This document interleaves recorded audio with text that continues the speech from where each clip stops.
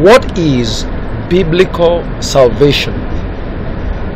Or in other words, what does the Bible mean when it talks about salvation?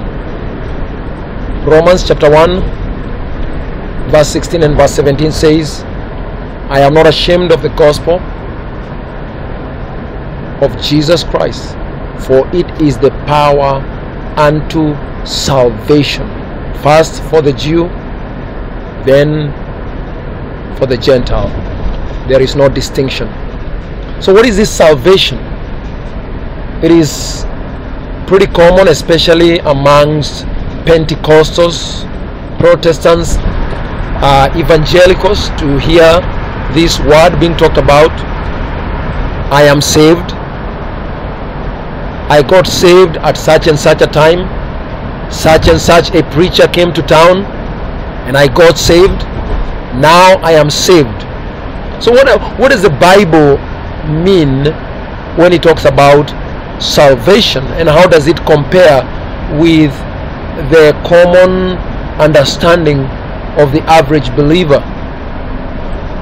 Now, of course, I don't have any statistics to put before you and to say this study was done and this is what the average believer is like.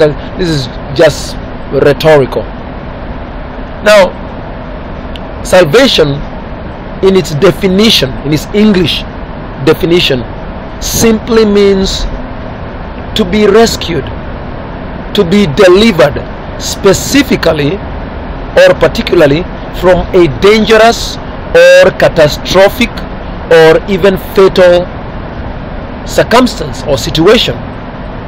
So salvation concerns being removed from a circumstance or from a situation that was going to cause you harm, or even possibly going to kill you, destroy you.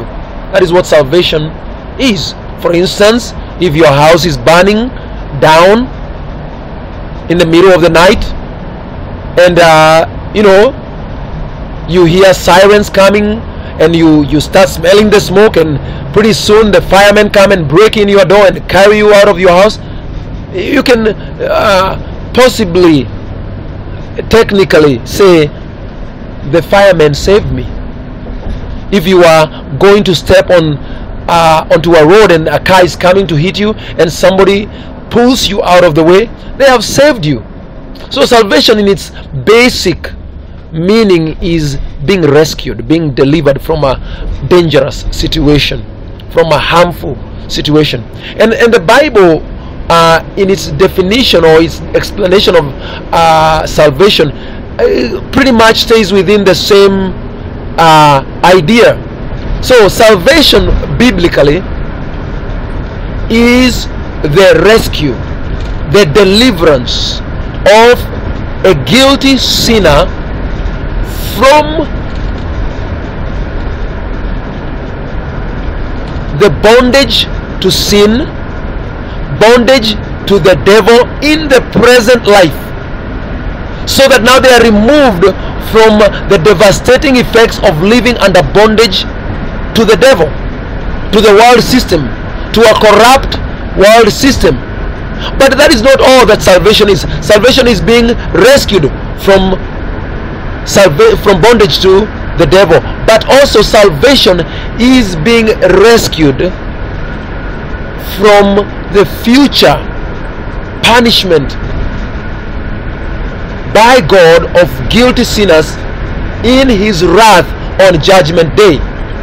Therefore, we can see immediately that salvation encompasses the whole life of a believer. Salvation cannot be limited to a single moment in the past. It cannot be limited to a particular circumstance in the present, or it cannot only be limited to only that which is in the future. Therefore, salvation is a continuous process, whereas it is also an event that happens at a particular moment of time. It is also an event that now begins to become a process and continues throughout the life of a believer, and a salvation will culminate or will be completed in and at the event of judgment. So salvation begins with an event, will end at an event, but continues in a process. Therefore, it is not technically true for one to say, now I am saved, unless you are going to qualify it and say, I got saved, which means that my salvation began at a particular point of time when God came into my life through the gospel of Jesus Christ by the introduction of the Holy Spirit into my life. But now I am being saved. I am continually being rescued. I am continually being taken out of this world. I am continually being transformed. That is what salvation is. And I am looking forward to the day of salvation, at the judgment day, in which I will now be exonerated. I will be vindicated because of my faith in the Lord Jesus Christ. And that is where salvation will be completed. And therefore, that means that if one begins to look at salvation in this way, and one begins to understand that salvation begins in the past, continues in the present, and is completed at the future, then one can never really lay down their tools. One can really never relax and now begin to rest on their laurels of salvation.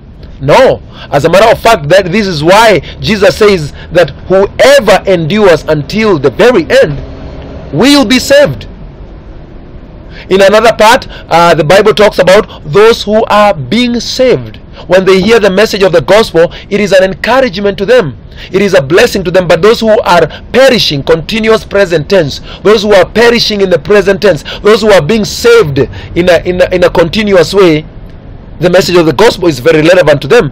Whereas the Bible also talked about when you had the message of your salvation, when you got saved. When Paul begins to talk to the Corinthians in 1 Corinthians chapter 15, he said, let me remind you of the message that I preached to you that saved you. So you are saved in the present, or rather you are saved in the past. You are being saved. You are being saved in the present. You will be saved in the future, and they are all connected. They are all connected. They are all connected. So if you began to be saved in the past, you must now continue to be saved in the present, and you must strive to stay in that path of salvation until the day of salvation, until the day of redemption, which is the day of judgment. Oh, praise the name of the living God. This ought to encourage us. This ought to warn us. This ought to put us on our toes, that we cannot rest.